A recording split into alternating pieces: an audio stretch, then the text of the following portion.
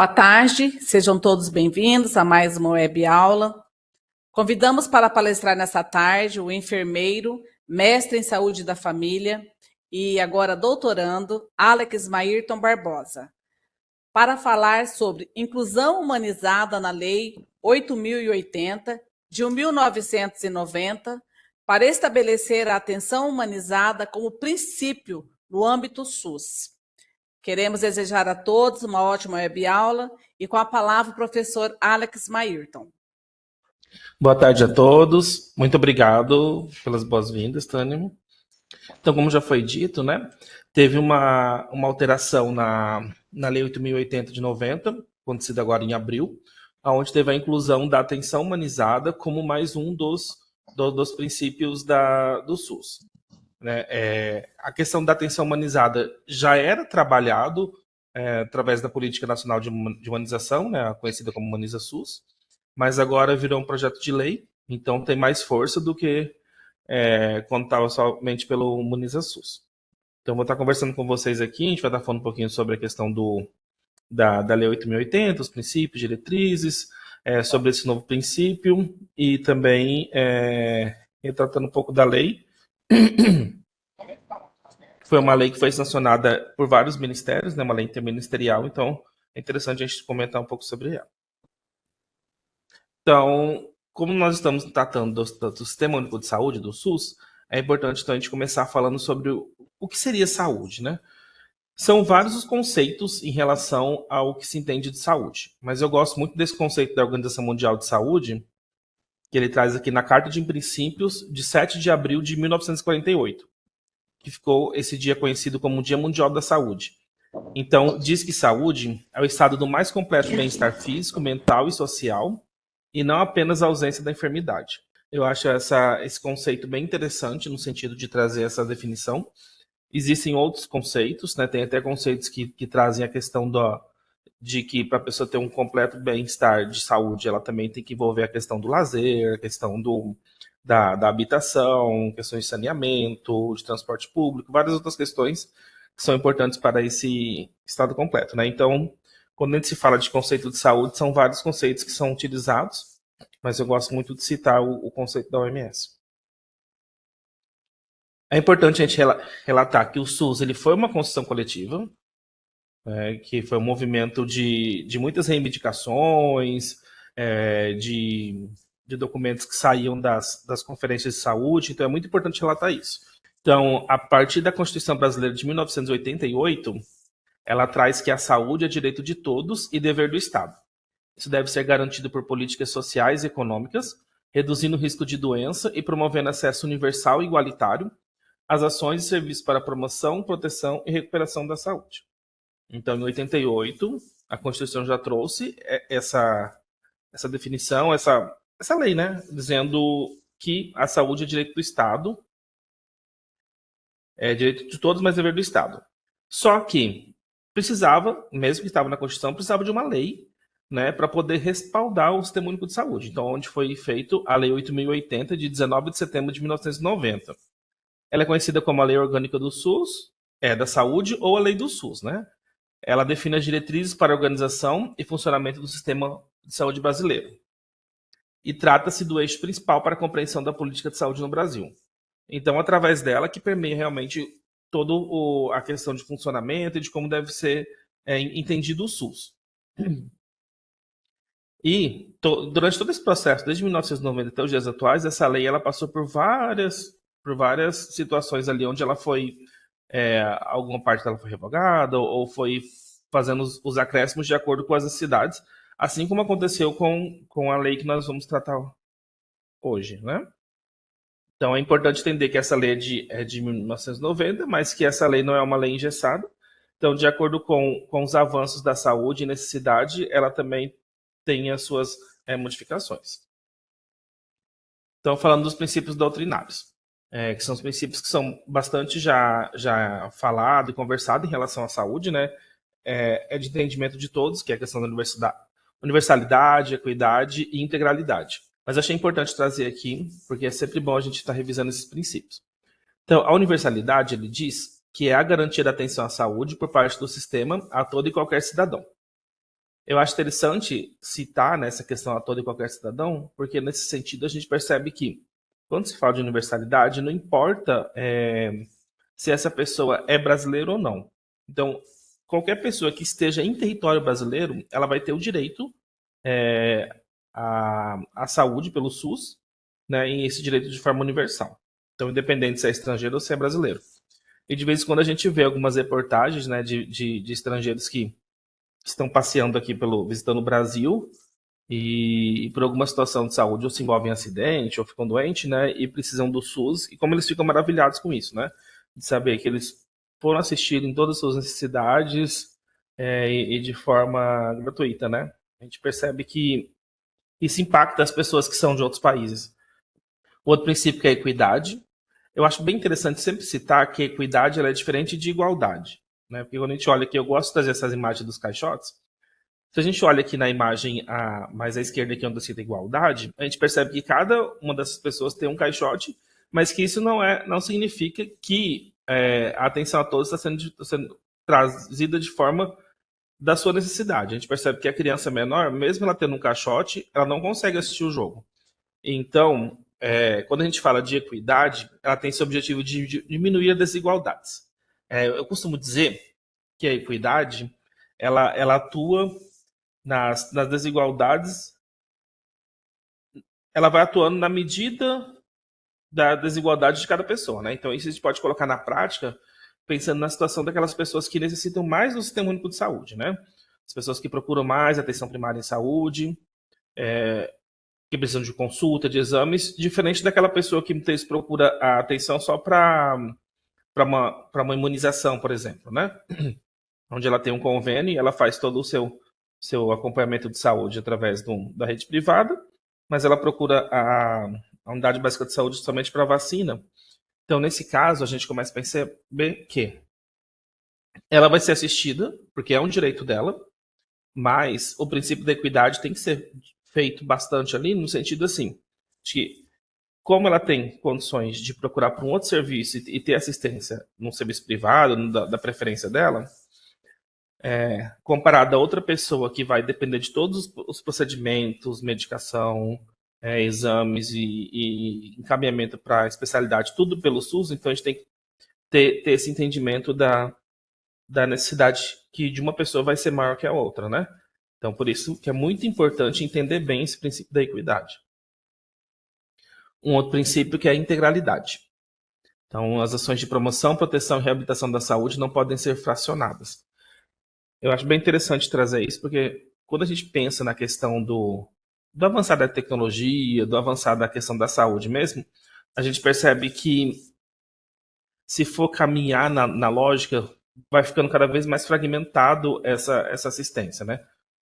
Como trazer um exemplo aqui, como uma questão de uma cardiologia. O paciente ele passa por uma consulta de cardiologia e hoje em dia cada vez tem mais subespecialidades dentro da cardiologia. Então, ou como qualquer outra área da saúde, essas subespecialidades, então, ela tende a fazer com que aquela pessoa seja vista mais por fragmentos, como se fosse por sistemas, né?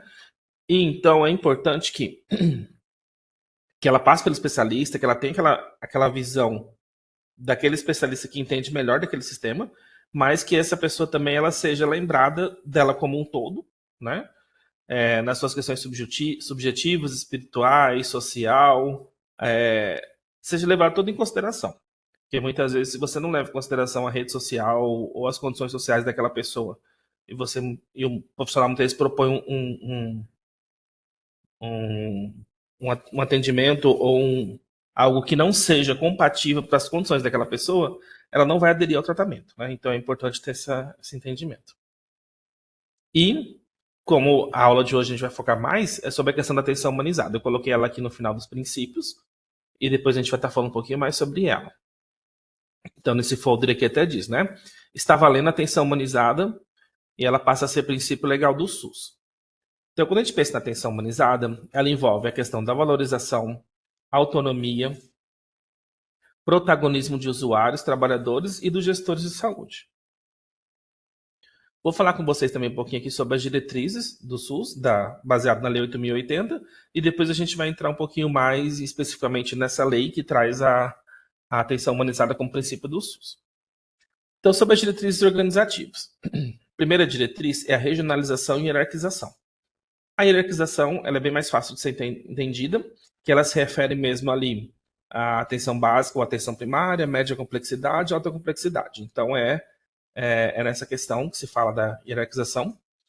E a regionalização, ela tem já um caráter no sentido assim. Vamos trazer um exemplo aqui do município de pequeno porte, onde ele oferte para a sua população os serviços de atenção primária. Então, ele oferece ali a atenção primária, mas ele não tem condições de custear média e alta complexidade. Então, quando você pensa em regionalização, que você traz uma visão desse município com os municípios ali no entorno, que são os vizinhos ali, então com isso você vai fazendo as pactuações e esse paciente ele vai saber que ele vai ter por parte do município dele a resposta até naquela altura que o município consiga comportar em relação à saúde, mas que ele também vai ser assistido até alta complexidade, mas por meio de pactuações e dessa questão dessa regionalização, né? Então, ou ele vai ser assistido na sede da região de saúde, ou se for algo mais complexo, ele vai para a sede da macro, mas que ele saiba que ele vai ter todo o atendimento que ele necessitar. Se o município não tiver a condição de arcar todo esse serviço mais especializado, mas ele não vai deixar de ser assistido. Descentralização é muito interessante também. Se fundamenta na teoria de que, quanto mais perto do fato a decisão for tomada, mais chances haverá de acerto. Então, a gente tem o entendimento de que tudo acontece na ponta ou no município, né? É no município onde estão os pacientes, é no município onde realmente o serviço é prestado em saúde. Então, se as decisões forem tomadas só a nível federal, essa saúde ela acaba ficando muito fragmentada, ainda mais quando a gente pensa num país, né, como o Brasil, que é um país de tamanho continental, onde cada região desse país ele tem suas particularidades. Acho que não é só região, né? A gente pode colocar até os estados. Cada estado tem sua particularidade e vai saber naquilo que necessita mais atuar. Então, quem está vendo no nível federal, muitas vezes não consegue ter essa percepção. Então, por isso que é interessante essa questão da descentralização, para que, tanto pensando assim na questão de nível federal e estadual, onde eles vão fazendo mais questão de recomendações, sugestões, mas que o município ele vai ter sua autonomia na tomada de decisão também, né? Racionalização e resolução. Racionalização é bastante falado nos dias de hoje, até nessa questão mesmo de se pensar de economia em saúde, né? A gente percebe assim que o setor saúde é muito difícil de economizar, né? Ele realmente é um setor bastante oneroso. Então, é necessário racionalizar. Então, racionalização vem no sentido assim, de que as ações e serviços devem ser definidos e organizados de modo a solucionar os problemas de saúde da sua região. Por isso, o sistema deve ser resolutivo, isto é, procurar resolver o problema do cidadão empregando tempo, custo e sofrimentos mínimos. Então, é racionalizar os custos e, ao mesmo tempo, ser resolutivo. Participação da comunidade, eu considero uma das diretrizes mais essenciais que tem. A gente fala da questão do princípio do controle social, né? Que parte da máxima de que, quanto maior o envolvimento da sociedade na construção e fiscalização do SUS, mais chances de êxito existirão.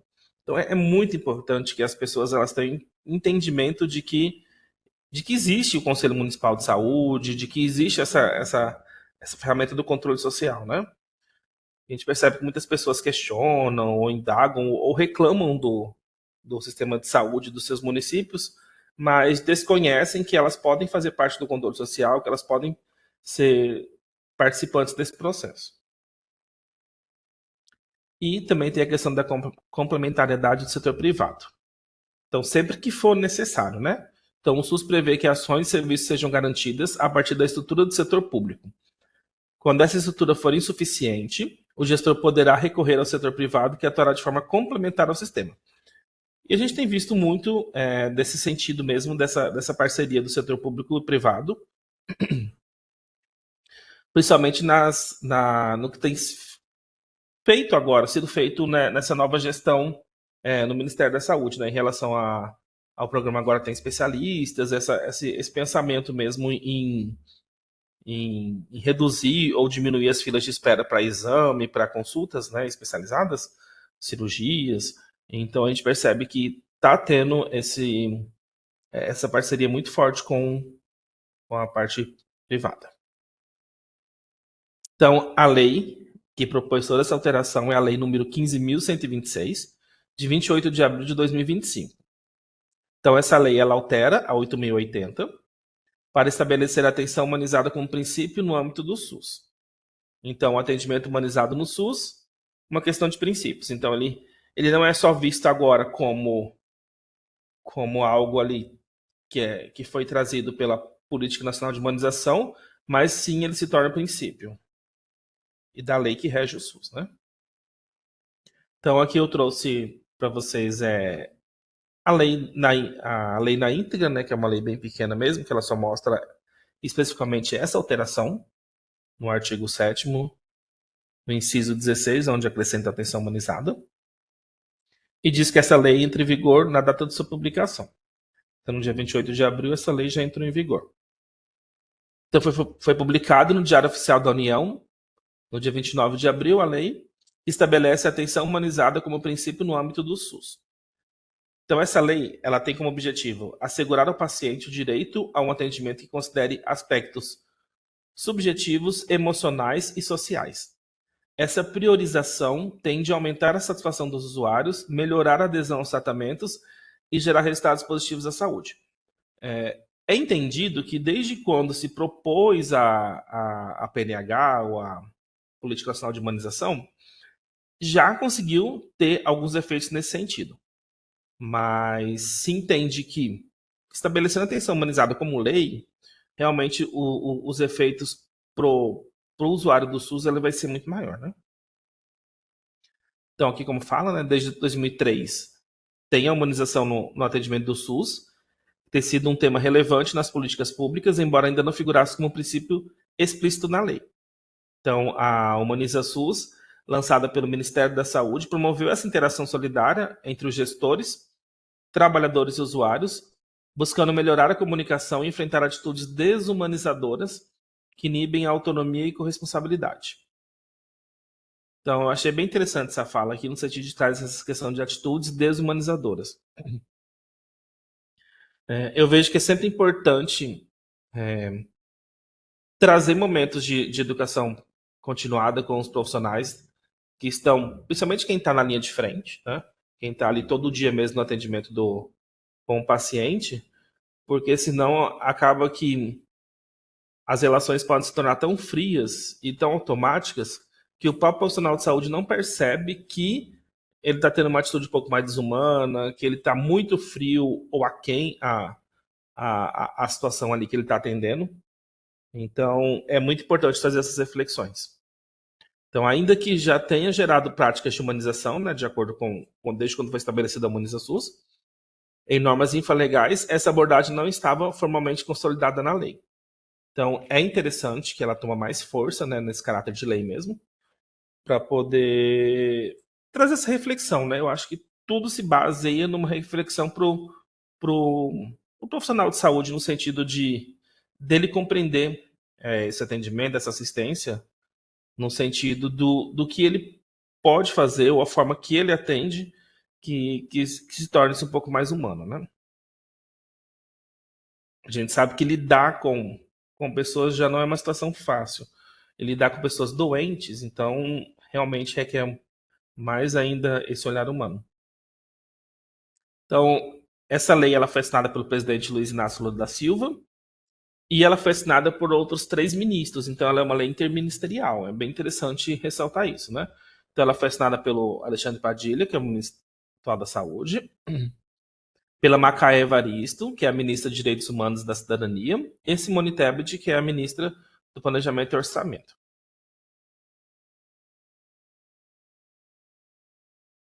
Então, com a atenção humanizada, amplia-se a relação entre o profissional de saúde e o paciente, de modo a proporcionar um atendimento mais acolhedor, com mais empatia e respeito, para tornar a experiência do paciente mais confortável, aumentando a qualidade do cuidado e, com isso, as chances de cura. Então, a gente percebe que quando um atendimento, uma conversa, nem que seja muitas vezes um profissional que está na triagem ali, que é aquele primeiro contato mesmo do usuário ali com o profissional de saúde, se ele conseguir, nessa fala, trazer um acolhimento, conseguir transmitir empatia, a gente percebe que como isso é tão forte, influencia tanto, que até aumenta as chances de cura ou de um bom prognóstico, né? Então, a expectativa é que a humanização como prioridade contribua principalmente para aumentar a satisfação dos pacientes, melhorando a adesão aos tratamentos e, com isso, trazendo resultados positivos para a saúde dos cidadãos. Daí eu vou trazer umas falas para vocês aqui que eu achei bem interessante, que são de alguns secretários lá do Ministério dos Direitos Humanos da Cidadania, que eles falam da visão deles como que essa alteração na lei ela pode surtir muito nos efeitos, né? Então, a primeira fala aqui é da secretária executiva Janine Mello. Ela exalta essa mudança na norma. A medida representa um avanço e reforça o compromisso do SUS na promoção do sistema de saúde mais acolhedor e sensível às necessidades individuais dos pacientes, promovendo um ambiente de cuidado que respeita e valoriza cada pessoa em sua singularidade. O secretário nacional de Promoção e Defesa dos Direitos Humanos, o Bruno Renato Teixeira, ele ressaltou que a sanção é fundamental para fortalecer a relação entre aqueles que compõem e os que utilizam o SUS. A humanização na saúde estabelece vínculos solidários entre pacientes, profissionais e gestores, produzindo uma corresponsabilidade no cuidado e fazendo com que eles sintam mais confiantes nos atendimentos. Eu acho bem interessante aqui, ressalta essa parte que ele fala sobre a questão que essa humanização na saúde ela estabelece vínculos solidários. Então, querendo ou não, todo o processo nosso de vida que a gente tem contato com uma outra pessoa, independente de qual situação que seja, já está gerando algum vínculo, né? Então, muitas vezes a gente acha que nós, como profissionais e como gestores, que a gente não cria vínculo com os pacientes, né? Muitas vezes tem aquela ideia de que cria vínculo mais quem trabalha na atenção primária, mas muitas vezes quem está na média ou alta complexidade, ou quem está na gestão, pode pensar que não cria vínculo, mas na verdade cria, né? Porque no momento que a gente lidar com aquele paciente, que a gente escuta ele, um vínculo já está sendo estabelecido. O secretário nacional dos Direitos da Pessoa Idosa, o Alexandre da Silva, ele acrescenta que a nova medida favorece o atendimento das demandas. A lei reconhece legalmente a necessidade de tratar a pessoa atendida como um ser humano integral, levando em consideração suas emoções, experiências, valores, saberes e dignidade. Então é interessante também a fala do Alexandre da Silva, que ele traz essa fala e com certeza ele incute a questão aqui do pensar na pessoa idosa, né? Que muitas vezes a gente percebe assim, que a gente ouve muitos relatos, né? Principalmente da pessoa idosa que muitas vezes está sempre procurando atenção primária, está sempre indo na UBS próximo da sua casa e muitas vezes ele só quer conversar, né? Então muitas vezes ele só precisa de alguém para poder conversar e escutá-lo, né?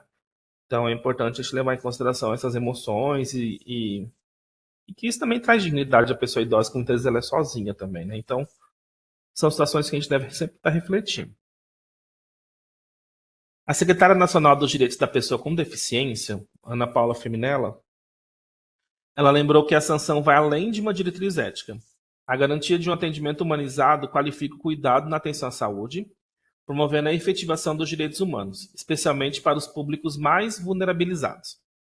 No caso das pessoas com deficiência, isso inclui o reconhecimento de necessidades específicas, como respeito aos diferentes tempos de comunicação. Muito interessante ela trazendo essa visão, né?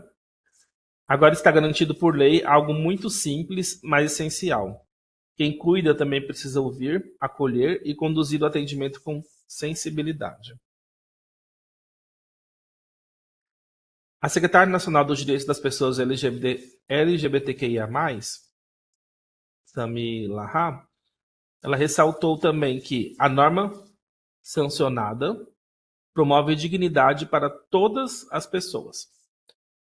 Ações nesse sentido implicam na autonomia da identidade e existências, sendo valorizadas, reconhecendo o paciente como sujeito de direitos, levando em consideração sua história, cultura, necessidades e liberdade, sendo devidamente respeitadas, onde se possa criar um ambiente acolhedor que corresponda às condições dessas pessoas. O secretário nacional dos Direitos da Criança e do Adolescente, Pilar Lacerda, citou ainda que a nova lei vai ao encontro da Declaração Universal dos Direitos Humanos, do qual o Brasil é signatário desde 1948. Este pacto inspira a prática da atenção humanizada, a lembrar que todos têm direito à dignidade, respeito e tratamento livre de qualquer forma de crueldade ou desumanização. Voltando um pouquinho aqui. Então, é bem interessante a gente prestar atenção nas falas de todos esses secretários. Eu achei muito interessante trazer essas falas aqui, porque cada um traz a fala de acordo com aquele público que ele atende, mas todo mundo pensando de como, trazendo a atenção humanizada se tornar lei, de como ela traz um impacto tão positivo na questão de todo o vínculo, ou de toda relação, ou de todo encontro que se tem entre o profissional e o usuário do SUS, né? Então, nesse sentido, eu vou trazer para vocês aqui também um poema de minha autoria, que eu acho que fala muito sobre essa questão mesmo do vínculo, do encontro com o usuário. Então, o nome do poema é O Outro. Fragmento em nenhum momento, acalento em todo o tempo. Amor sempre amor. Deveras compreender o outro como o outro por si feito, por si refeito. Afeto é necessário como um teto que é repleto de detalhes. O outro é único, singelo, singular. Porque o outro é do outro que me ocupo, é do outro que me construo. Saberes são detalhes, detalhes longos, frouxos, espaços, lacunas que do outro me completo. Com o outro surge o encontro, do encontro acho encanto, do meu canto vem cuidado, amor e compreensão.